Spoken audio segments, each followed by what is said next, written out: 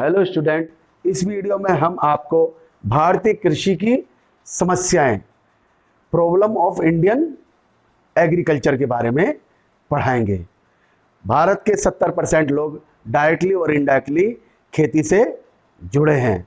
भारत ने खेती के क्षेत्र में काफ़ी तरक्की की है, लेकिन आज भी खेती के सामने बहुत सारी समस्याएं, बहुत सारी चुनौतियां पैदा हो रही हैं। भारत के 57% भूभाग पर खेती की जाती है और भारत की खेती में कौन कौन सी समस्याएं आ रही हैं? ये 8 समस्याएं आ रही हैं।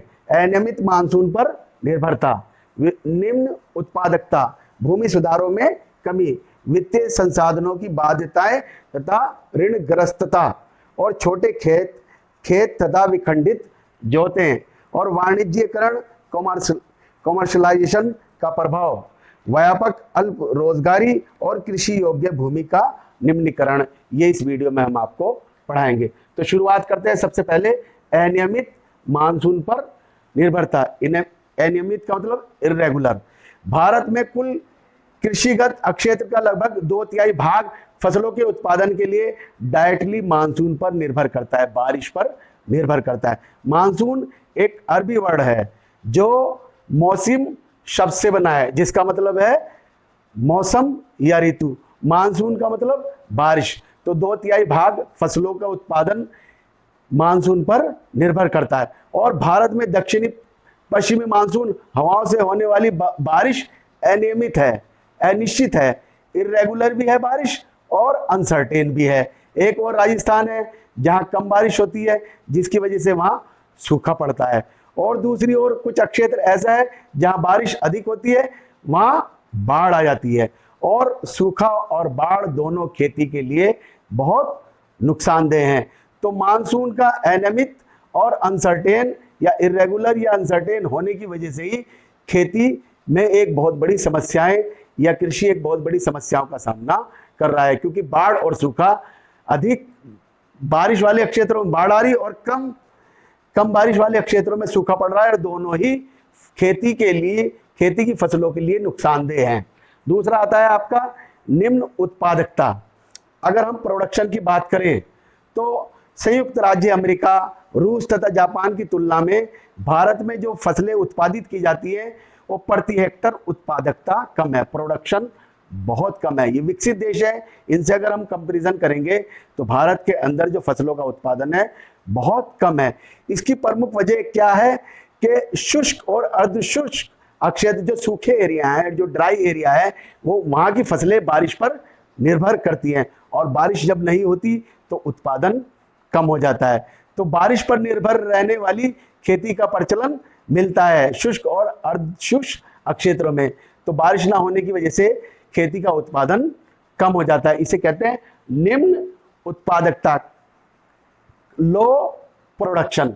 इसके बाद आता है भूमि सुधारों में कमी, लैंड रिफॉर्म। आजादी के बाद भारत सरकार द्वारा भूमि सुधारों को प्राथमिकता दी गई, प्रायोरिटी दी गई कि भूमि का सुधार किया जाए, मगर राजनीतिक इच्छा शक्ति की कमी की वजह से सरकार द्वारा भूमि सुधार को पूरी तरह लागू नहीं किया जा सका। और यही वजह है कि देश में कृषि योग्य भूमि का वितरण आज भी असमान है। बराबर से कृषि योग्य जहां खेती की जा सकती है उस जमीन का वितरण असमान है, जिसमें कृषि विकास को ज्यादा बल नहीं मिल सका। और आज इसी वजह से, भूमि सुधार ना होने की वजह से, कृषि विकास को ज्यादा कर नहीं हो सका, क्योंकि भूमि सुधार कानून लागू नहीं हो सका और उसकी वजह से कृषि विकास को ज्यादा बल नहीं मिल सका। उसके बाद आता है आपका वित्तीय संस्थाओं की बाध्यताएं तथा ऋणग्रस्तता। यह है चौथा पॉइंट। अब उसके बाद क्या हुआ कि भारत में सीमांत और छोटे किसान, पैसों की कमी उनके पास हमेशा बनी रहती है और खेती के अंदर पैसों की जरूरत है, तो वो पैसे लगाने में, खेती के काम में पैसा लगाने में असमर्थ है, जिसकी वजह से वो कई वित्तीय संस्थाओं और महाजनों से लोन ले लेते हैं, कर्जा ले लेते हैं, लेकिन खेती अच्छी ना होने की वजह से उनकी इनकम कम हो जाती है, वो कर्ज में डूब जाते हैं और पैसा चुका नहीं पाते। इसकी वजह से उनकी कभी कभी जमीन भी बिक जाती है और किसान आत्महत्या भी कर लेता है, और किसान इसकी वजह से कर्ज लेने की वजह से वो कर्जे में डूब जाता है। और इसकी वजह से एक बहुत बड़ी समस्या ये भी है कि किसान का कर्ज में डूबना, क्योंकि किसान के पास इतना पैसा नहीं है कि वो खेती के कामों में लगा सके, इस वजह से वो हमेशा कर्जे में डूबा रहता है। ये भी एक खेती की एक बहुत बड़ी समस्या है। उसके बाद आता है पांचवा, छोटे खेत तथा विखंडित जोते। भारत के 60% किसानों के पास 1 हेक्टेयर से कम खेती की जमीन है और 40% किसानों की जमीन का आकार बहुत छोटा है, एक आधे हेक्टेयर से भी कम है, और जनसंख्या तेजी से बढ़ रही है।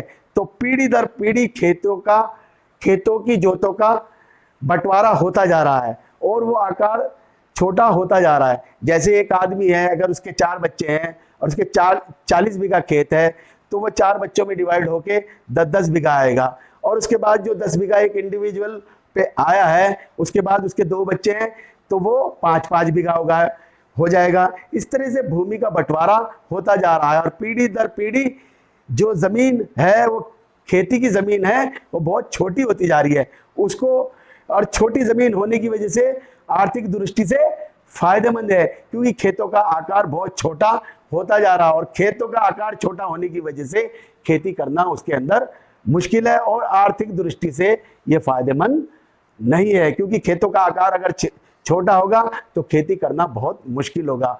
बड़े लैंड में खेती अच्छी की जा सकती है, उत्पादन अच्छा किया जा सकता है, आसानी से खेती की जा सकती है, छोटे खेत में मुश्किल नहीं है। तो ये छोटे खेत होने की वजह ये है, छोटे खेत तथा विखंडित जोते, छोटे छोटे आकार के खेतों का होना। उसके बाद आता है छठा, वाणिज्यकरण का प्रभाव, कॉमर्शलाइजेशन का प्रभाव। भारत के ज्यादातर किसानों के पास बहुत ही कम खेती की जमीन है, जिससे किसान जो है अपनी परिवार के भरण पोषण के लिए खाद्यान्नों का उत्पादन करता है। खाद्यान्नों का मतलब गेहूं चावल का उत्पादन करता है, और वो उन्हीं पर फोकस रखता है, क्योंकि इसके पास जमीन छोटी है और अपने फैमिली को खिलाने के लिए वो गेहूं चावल, खाद्यान्न फसलों का गेहूं चावल, ज्वार बाजरा दालों, इन्हीं चीजों का उत्पादन करता है। हालांकि देश के कुछ भागों में खेती का आधुनिकीकरण हो गया, मॉडर्नाइजेशन हो गया, और कॉमर्शलाइजेशन भी हो रहा है। उसके बाद आता है 7वां पॉइंट, व्यापक अल्प रोजगार। भारत में सिंचित क्षेत्रों में अल्प रोजगारी की समस्या मिलती है।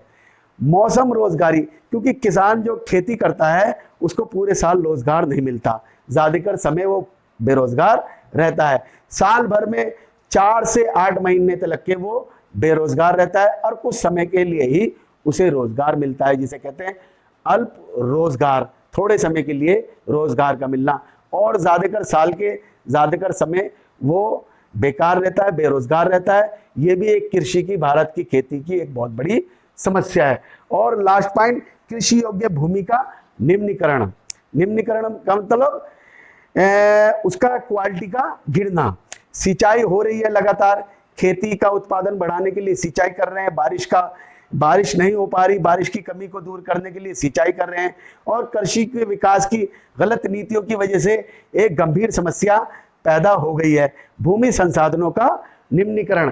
जो भूमि है उसकी क्वालिटी का गिर रहा है। भूमि संसाधनों का निम्नीकरण का मतलब मानवीय क्रियाकलापों की वजह से भूमि की क्वालिटी का कम हो जाना, यही भूमि निम्नीकरण, यानी कि जो जमीन की क्वालिटी हो रही है वो सिंचाई और कृषि विकास की गलत नीतियों की वजह से जमीन की क्वालिटी गिरती जा रही है।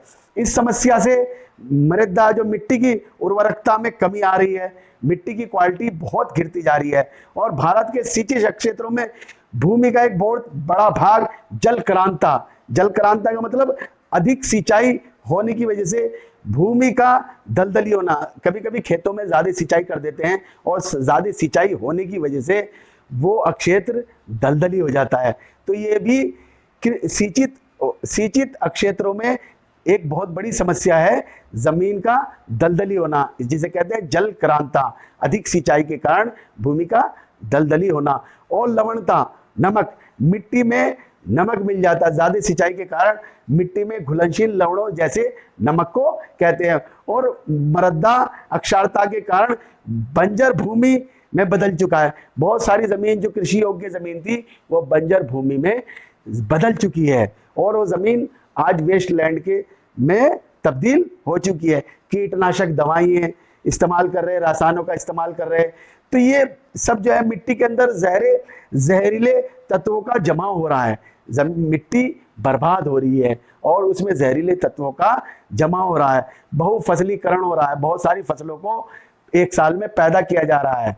इसकी बढ़ोतरी होने से प्रति भूमि के क्षेत्र में कमी हो रही है। प्रति भूमि वो जमीन होती है जो एक साल के लिए छोड़ दी जाती है और जिससे उसकी उर्वरकता बढ़ जाती है, उसकी भी कमी हो रही है। तो ये सब, और कृषि भूमि में पुनः उर्वरकता प्राप्त करने के लिए प्राकृतिक प्रक्रिया अवरुद्ध हो रही है। तो ये भारतीय कृषि बहुत सारी समस्याओं का सामना कर रही है और इन समस्याओं को हमें दूर करना बहुत जरूरी है, क्योंकि हमारी 70% जनसंख्या खेती पर निर्भर है, डायरेक्टली और इनडायरेक्टली।